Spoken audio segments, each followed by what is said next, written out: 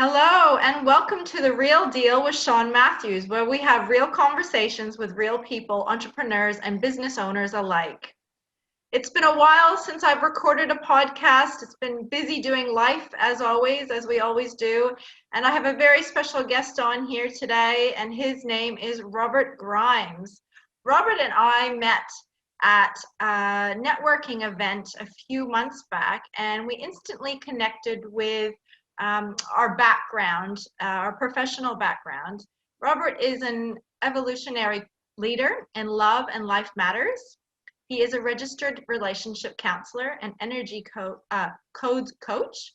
He is an elder with the Men's Wellbeing Association, a men's facilitator with the Blue Wren Foundation, and a member of Gender Equality and Reconciliation Australian International. Now, today's podcast is titled, What's Love Got to Do with It? And Robert is the expertise on this. We're going to talk to you a little bit about what Robert does and maybe a few things about the book he's writing. So welcome, Robert.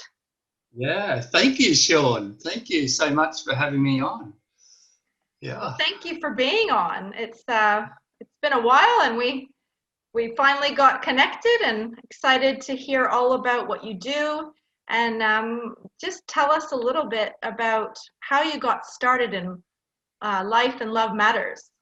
Yeah.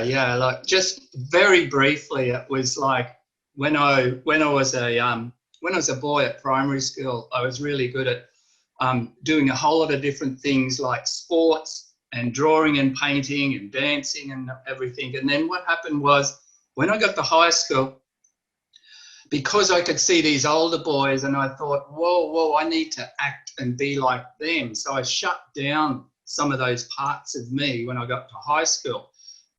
And so I took that all the way through, and when I was 16 or 17, because I wasn't expressing who I was, as a boy, but expressing on what needed to come out of me, I actually got quite depressed and even suicidal because I wasn't expressing who I truly was as a boy becoming a man.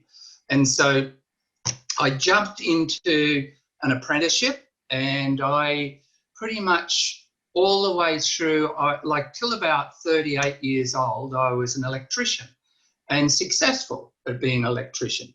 However, when my first marriage ended at 34, that catapulted me into some, personal development and trying to figure out and reclaim back who I was as a man. And that has been an amazing journey to be able to do that.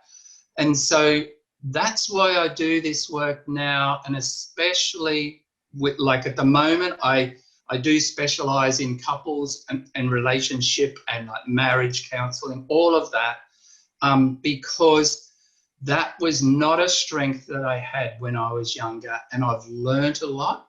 I've done a lot of training around all of that, but I draw on my own experience because I've got a lot of experience around relationships, communication, and connecting and disconnecting as well with all of that. So, that's why I do this work, and I'm passionate about it and helping people have better relationships. So, whether that's their intimate love, sexual relationship, or whether it's their relationship with their children, right? Or whether it's with their friends, or even in business and work and in networking, how to communicate and how to connect and how all that works out, and the dynamics that play out in relationships. There's this whole thing of the patterns that come up, and we bring those up from our childhood. How we tried to get our needs met when we were a child. So, and if we're not aware of those, we can take all of those on into our relationships, whether they're our intimate relationships, business, and also with our children.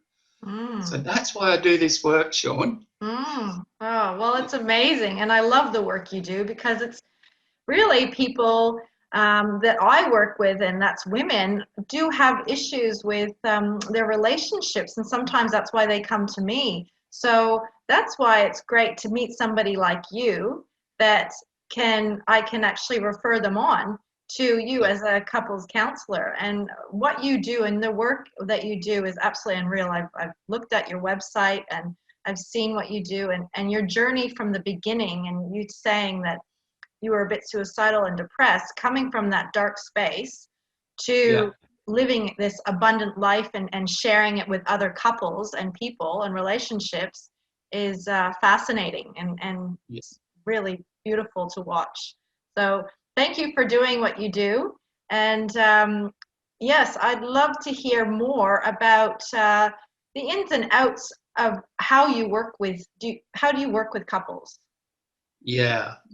So I almost always do start off with a 1.5 hour session. So 1 hour is a normal counselling, period of time, but it's really not long enough for a couple, right? Or if there's more than two as well, because that can happen. Families and relationships these days can be more than a couple, but let's just for the moment, let's stay with couples.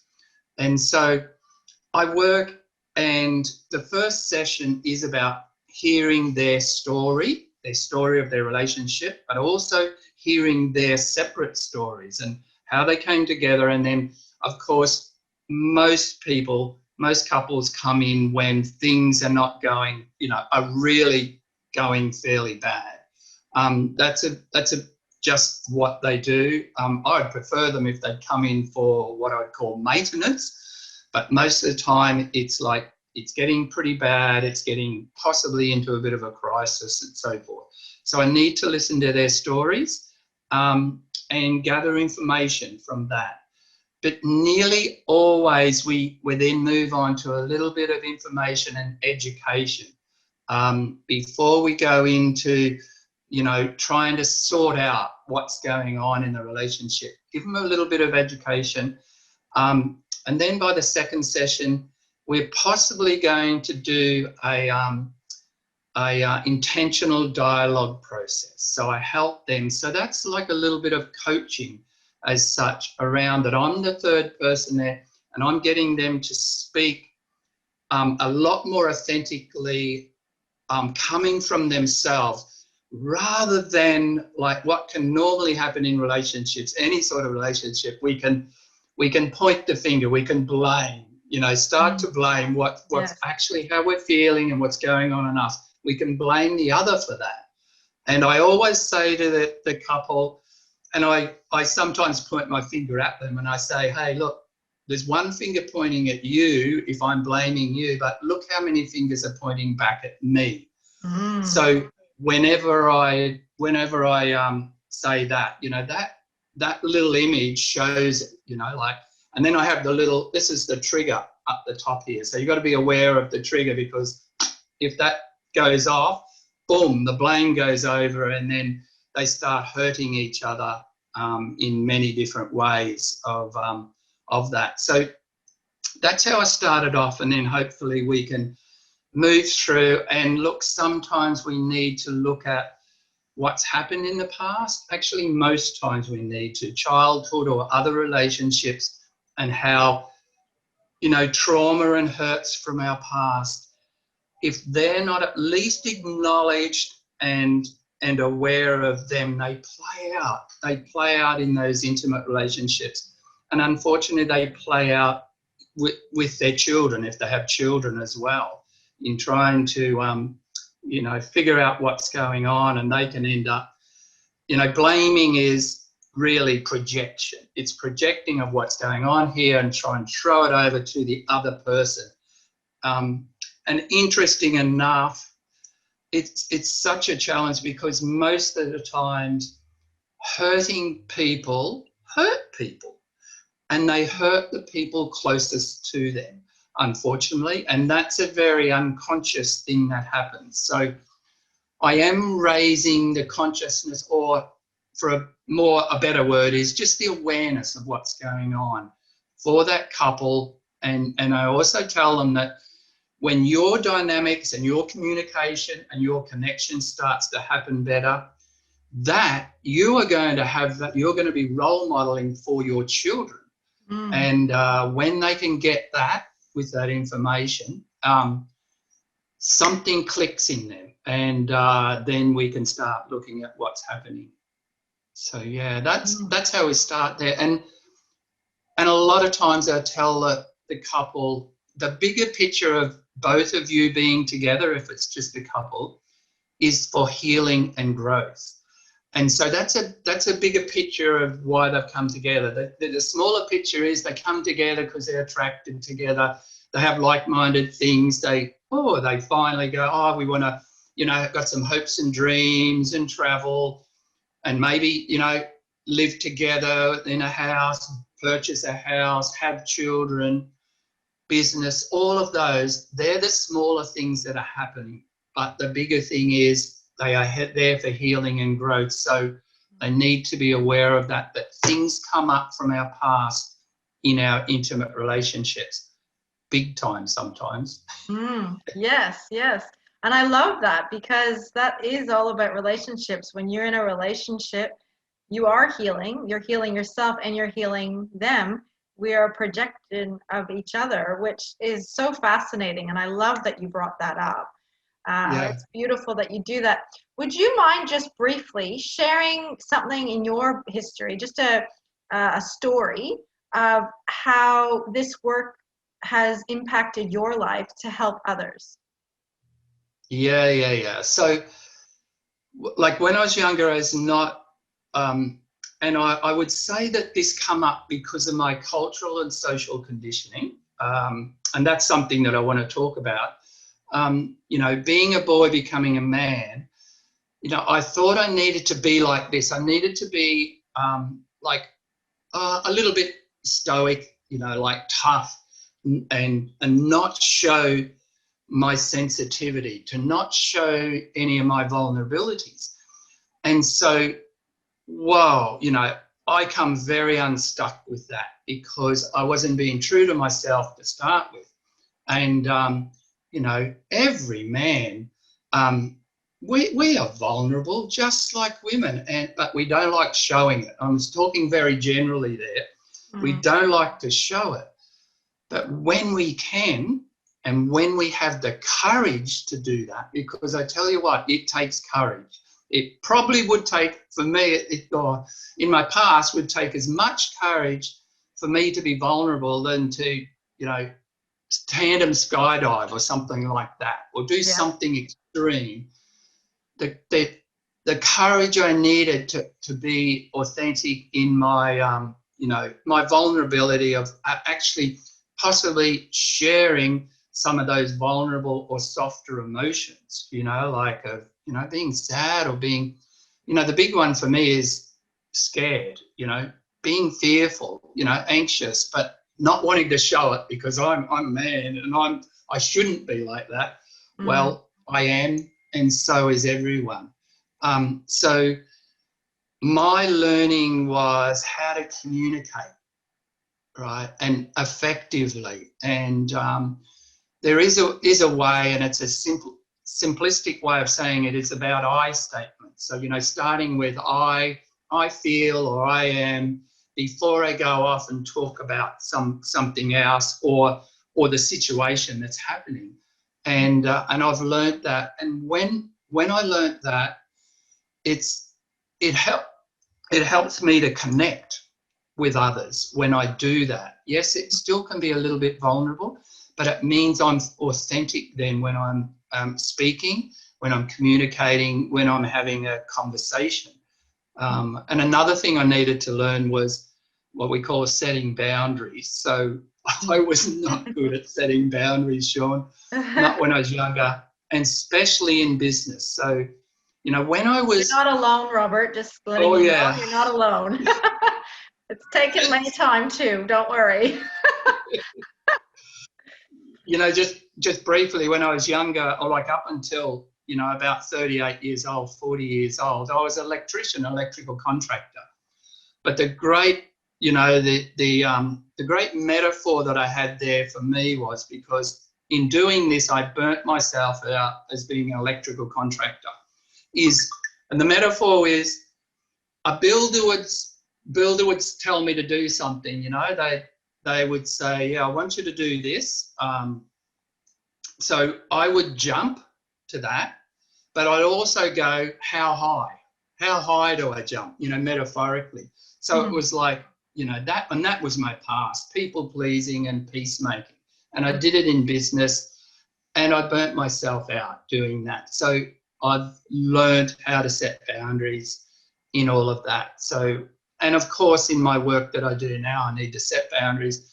And the biggest thing, Sean, is to care for, look after myself, even to the point of loving myself, because I can't love anyone else if I'm not loving myself. It won't necessarily be all that authentic if I'm trying to love somebody else, children, partner, or anyone. It just doesn't work. So I've learned to care for, look after myself, and put some processes and strategies in place that works for me in that area. So that's the biggest thing that I'm teaching and helping couples or anyone in relationships to communicate. Need to be authentic, need to be, there is always vulnerability in the growth of an intimate relationship. If there's no vulnerability, it's probably not going to be growing. So I work a lot with men as well, because I've done, 18 years of working with men in groups, etc. So that's a big passion of mine, and I'm still part of that.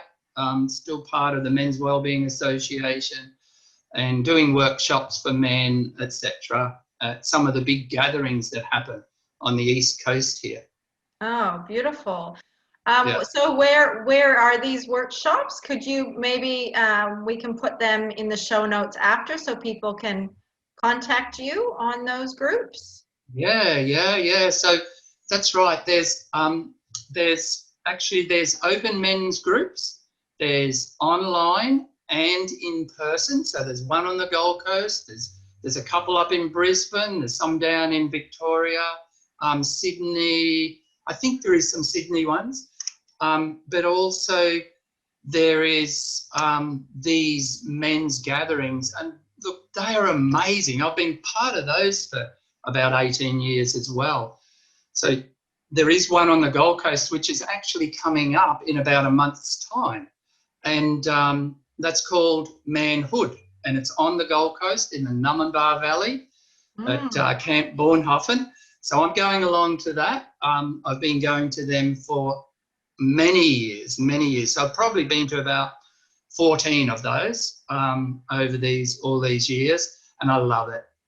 There can be up to 140 men there. We have workshops, we have gatherings, we have opening ceremonies, we have heart circles, and it's amazing how men can drop down into their heart, right? Rather than being up here all the time, drop down into their heart. We need to bring our mind with us. We can't leave it behind, but when we come to that heart place and we share or experience from that place, we are so authentic. So there's that one, Manhood.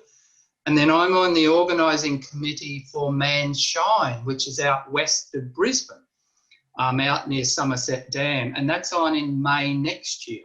So I was just last weekend, went out to a place called The Rock, which is this wilderness property that Men's Wellbeing have, and it's a beautiful place and it's amazing. And we went out there, the organising committee team, there's about 10 of us. We were out there for the weekend and just getting to know each other, because that's important, to get to know each other. And then what is our vision? You know, what's our purpose? What are we doing? What are we going to do for Man's Shine in May next year? And I love that, all that camaraderie that comes together with men. So I love doing that.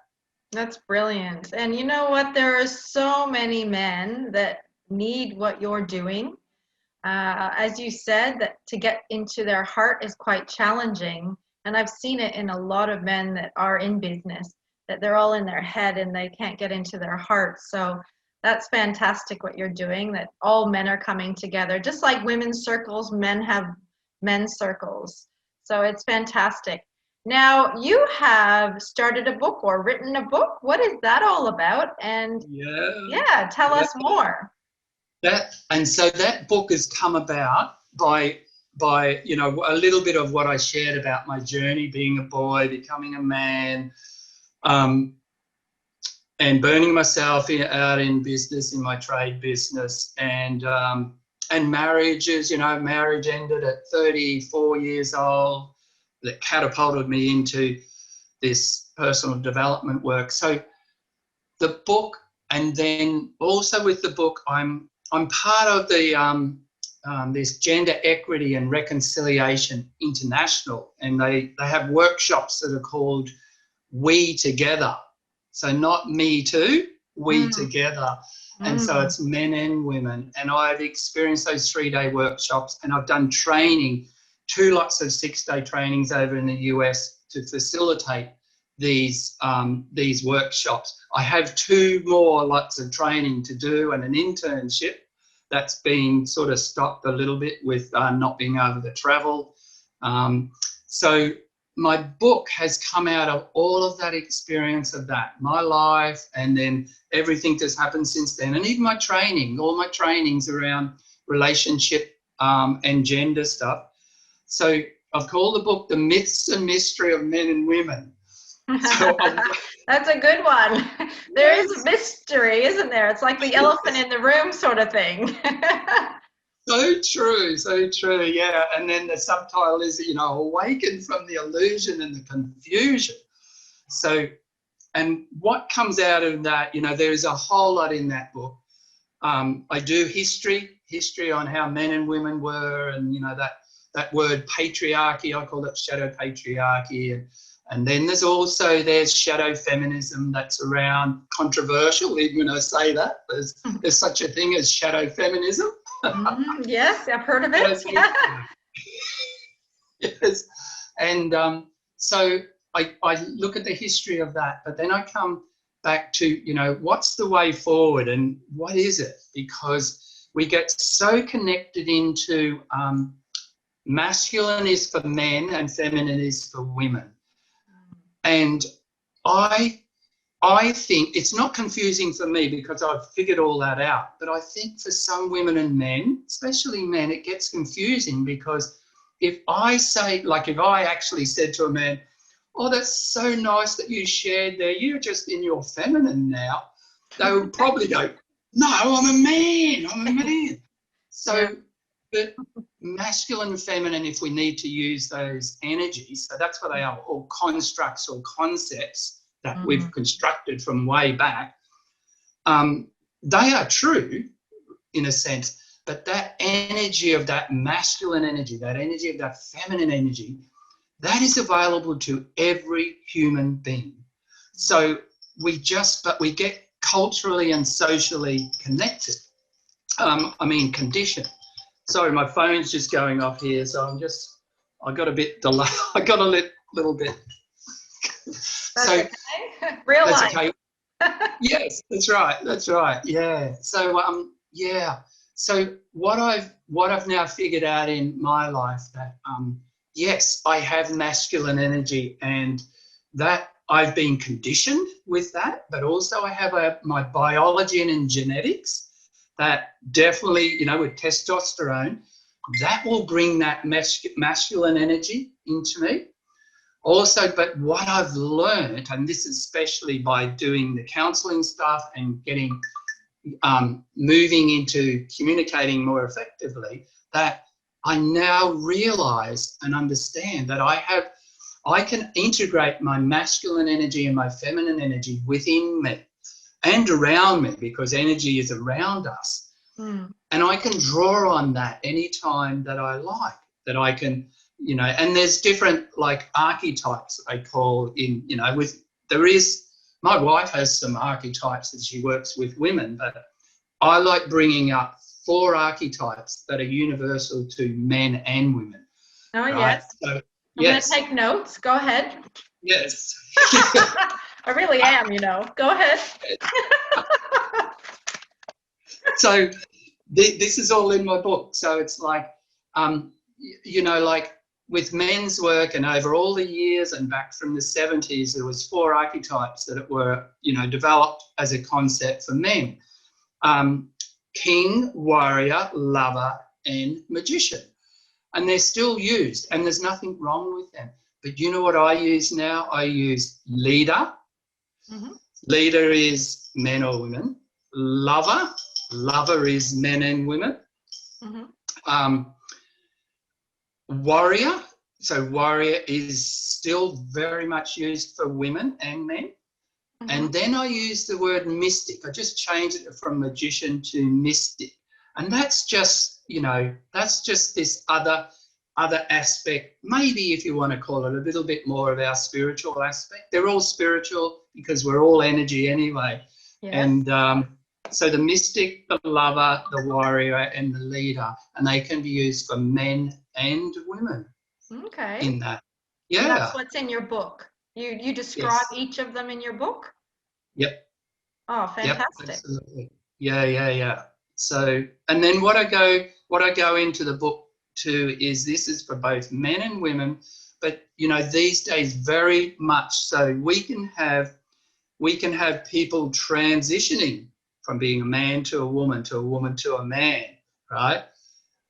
But that's sort of kind of physical body on what's happening there, and then the changes there. But we've got that masculine and feminine energy that plays out in all of that. So I look at in my book around our social and cultural conditioning, because that is so powerful. I think of men in Australia can be different, how they're being conditioned, than men, say, over in Brazil. Just an example. So that's why social and cultural conditioning is so powerful. Even what we wear, in our clothing, we've been conditioned to do that. I look at our trauma and hurts, because our trauma and hurts are, they influence us in life. And unless we're aware of what's happened, there's that. And of course, I mentioned about our biology and our genetics. And then another one is our, and this goes a little bit deep, but our primal and instinctual urges. And they can be different for men and women, like because of our biology, they can be different. And, and especially when I think of men and I think, primal and instinctual urges, sex comes up. Yeah, of course. And a lot of people don't want to talk about it. And I don't want to talk about it, you know. And then the fifth influence is what I call our awareness and our awakening in our consciousness. Because then that we choose then on these aspects of who we are, because we're aware of them and we can make a choice and we can actually pull in that masculine energy if we need to be the warrior, or we can just pull in the lover energy if we need to be the lover. And lovers, I'm not talking about lover as sex, but yes, it can be sex, but it's the lover is that sensitive, compassionate, sensual part of us, which us men are sensual as well. Now, some men might hear that and go, what are you talking about? But every human being is a sensual human being. It's just how we're conditioned, and some of our biology and some of our testosterone in men will take us away from that sensuality. But, when you think of Brazilian men in general, they can be very sensual in who they are. So it's a bit of a there's quite a bit in my book. I'm not finished yet, but it's getting there. Fantastic. And how many chapters have you done? Yeah, I've done about 9, and I think I've got about 12 to 14. There might be even another one or two will come on with that. So it's going to be a really interesting and intriguing read, because it is actually showing us human beings, especially now that COVID's come along, it is catapulting us into a different way of being, especially with our environment and with each other. So this book, The Myths and Mystery of Men and Women, is looking at the paradigm shift, which is an energy paradigm shift that's happening. And if we jump on board with that, life is going to be a lot more easier. I'm endeavouring to do that. If we stay in the past on how we are as a man or a woman and how we need to this, we're going to really struggle in life in the future, because we are shifting, just like our planet is moving and shifting, and the environment, the environment is changing as well in big time. And, and technology's got a big thing to play around all of that. Oh, of course. And everything that we're doing at the moment. I mean, now we're on a Zoom call right now, and we're still in the same city, but at different ends of the city. And I can still do this with people in Victoria and overseas and things like that, which is absolutely unreal. But as you said, we need to evolve with everything around us, which is what you're talking about, and getting into our feminine and our masculine. Because I have to admit to the viewers and to you that I had some issues becoming in my feminine. I was a very masculine person, and I did a lot on my own for so long, until one day I just dropped into my feminine, and everything came out, and it was fantastic. So it's learning about those two things. Of yourself and learning about yourself, which is fantastic. So I'm really excited about your book. Do you know when it's going to be complete? I would. It's not finished, so it hasn't gone to editing yet. But I would really like to think that I can get it out by the end of the year. So that will what will determine that is me giving myself time to write. And look, I'm everyone will know when I say this, but sometimes in the past, I've woken up in the morning and it's like there's information there that I need to put in the book. Like it just downloads. It downloads, and I've got to write it. At the moment, because of the other things that are happening in my life, I haven't quite got back for that to come through. So that's the challenge when I've done a lot of research with my book, but because it's a new concept, because it's a paradigm shift, there's not a lot that I can draw on from the past, even some ancient texts, because we are evolving as humans, like Sean, as you said there, and evolution is what's happening, and we have evolved, since we have been a human, we've developed this frontal cortex of our brain, which brings our consciousness, brings our awareness, and brings all, much more than having our primal brain and our instinctual brain in the back of our head, because, we still need that, because that scans all the time to keep us alive and to keep us safe. But look, sometimes I see that in couples relationships, that primal brain gets activated a bit too much when with a couple, and they think that they're being threatened, and so their behaviour, and they project out with that, and unfortunately that happens in domestic violence. When I think of that, big time, the person is being threatened, and it might not be true, but it might be perceived, but then they'll act out in that, and that comes from that primal brain as such, unfortunately. Yeah, it does. And it's good to have people like you that can help those couples, if they want the help, to work through it and have a love and connection and happiness throughout their lives. It's coming to the end. I just want to say here, like I said to you, let's name this podcast, What's Love Got to Do with It? And just quickly, it's because there is an energy of love, right? And when we are in the energy of love, then I am in my soulful self, right? That's the authentic part of who I am.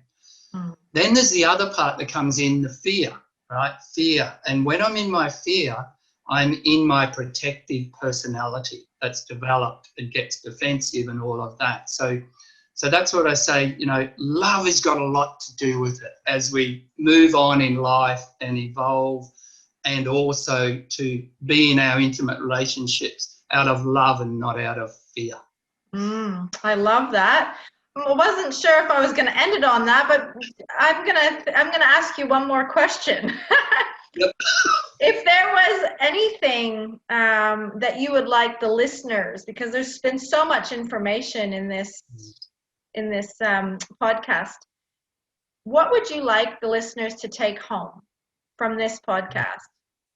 Yeah, it would be whenever they feel reactive in anywhere, with their partner, with their children, you know, with their neighbour, you know, in business, when you feel reactive, which another word is when you feel triggered, just stop before you, and just allow a little bit of time before you either say something or you have some sort of action or behaviour, because you stop. And if you can just stop and actually breathe for a little bit of time, because when you're triggered, you're going to your primal brain, you know, you're reactive.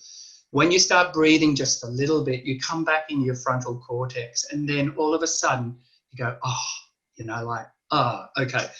And then you won't react, because most times in reacting, we can harm the other. We can hurt the others. And especially with our children, we don't want to hurt our children. We don't want to hurt our partners either. But that's what happens when we get triggered and react and have an action, or something verbal comes out of our mouth. So that's what I would do. Yeah, stop, breathe. Good. Stop and breathe. I think we all need that lesson for sure.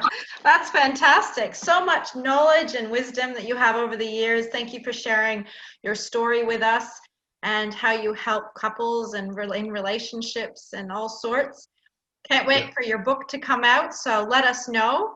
I will put all your details in the show notes so everybody can, or whoever would like to contact you, can contact you on your website or LinkedIn, Facebook, all those sorts of the social media. And that's it for today. This is Sean Matthews with The Real Deal, where we have real conversations with real people, entrepreneurs and business owners alike. It's been a fantastic conversation, Robert. Thank you so much. Appreciate your time. Thank you, Sean. Thank you, everyone. Bye now.